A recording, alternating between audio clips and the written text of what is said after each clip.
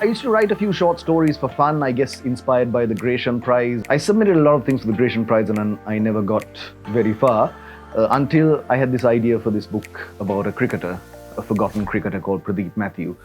And I guess that was the start of the journey. The biggest thing for the writer is to commit to that life and keep writing even if no one is reading. Stories are inspired by strange, funny, absurd, horrible things that happen in Sri Lanka. So I think that's where I start. Sri Lankans, we like to crack jokes even in desperate situations. Even when things go bad, we are always cracking jokes either online or among ourselves. The narrators of both the novels were humorous characters, even though one guy was a drunk who was drinking himself to death.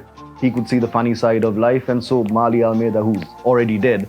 So Chats with the Dead, I finished that in 2020, just before the pandemic, and it came out. India was very keen to publish it. It struggled to find a publisher in the UK, in the US, even though my first book had been published in those markets. Those 2 years, I found a lovely editor and a small publishing house called Sort of Books and Natanya Jans, and we sat there revising the manuscript. Just made it easier for a Western reader who doesn't know anything about Sri Lanka to actually understand the plot. The whole point of fiction is to imagine the world from someone else's point of view. So I don't know if I have a great deal in common with these characters, but then again, maybe there's bits of you in every one of them.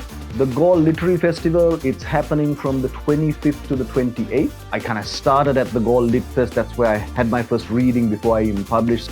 The atmosphere is pretty special. And so, yeah, looking forward to it. If you're sick of seeing me or hearing about me, there's plenty of other great writers there and a great program. Tickets at the Galle Lit Fest website. Please come along. Hope to see you there.